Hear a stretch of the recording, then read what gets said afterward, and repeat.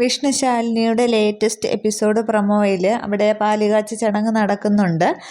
പാല് തിളച്ച് തൂകി പോകുന്നുണ്ട്. അന്നേരം ആ ഒരു സന്തോഷത്തിൽ ശാരദാമ്മയുണ്ട്, കമലിനുണ്ട്, ശാലിനിയും വിഷ്ണുവും, പിന്നെ ജയശ്രീയുടെ അമ്മയും, അത്ര പേരേ ഉള്ളൂ.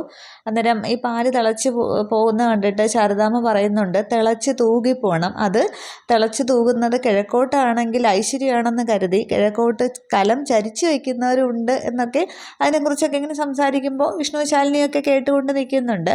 അതിനുശേഷം അവർ ചായയും പലഹാരമൊക്കെ ആയിട്ട് അവിടെ ഹാളിലിരുന്ന് കഴിക്കുന്നുണ്ട്. അന്നേരം കമലം പറയുകയാണ്, പാല് തിളപ്പിച്ച് അതിൽ മധുരം ഇട്ട് കുടിച്ചിട്ട് കാര്യമൊന്നുമില്ല.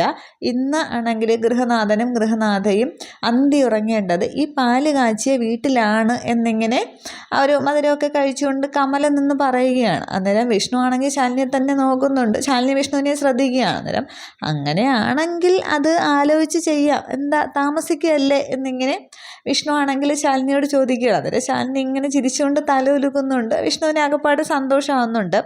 ഈ 2 സീനാണ് പ്രൊമോയിൽ കാണിക്കുന്നത്. അപ്പോൾ അതിന് ശേഷമാണ് സത്യഭാമയാണെങ്കിൽ കുടുംബശ്രീ വീട്ടിലേക്ക് ചെല്ലുന്നത് ശാരദാമ്മയെ തേടി. അന്നേരമാണ് ശാന്ത ഫോൺ ചെയ്യുന്നതൊക്കെ ശാരദാമ്മ വന്ന് നിൽക്കുന്നു എന്ന് പറഞ്ഞിട്ട്. പക്ഷേ അവിടെ സത്യഭാമ ഒരു സത്യം എഴുതി വച്ചിരിക്കുന്നത് വിശ്വസിച്ച് കൊണ്ട് തന്നെയാണ് ചെല്ലുന്നത്, കാര്യങ്ങളൊക്കെ അറിയാനോ. അന്നേരം അവിടെ ചെല്ലുമ്പോൾ സ്കൂൾ വിട്ട് വരുന്ന ഈ കുട്ടിയൊക്കെ കാണും സത്യഭാമ. അപ്പോൾ എങ്ങനെയാണ് പെരുമാറ്റം എന്നുള്ള കുട്ടിയെ കാണുമ്പോൾ ഭാമയ്ക്ക് സ്നേഹമൊക്കെ തോന്നും. പക്ഷേ ഇനി കാര്യങ്ങൾ അറിയുമോ ഇല്ലയോ എന്നുള്ളതാണ്. അത് നമുക്ക് 2-3 എപ്പിസോഡിനകം അറിയാം. Okay, thank you.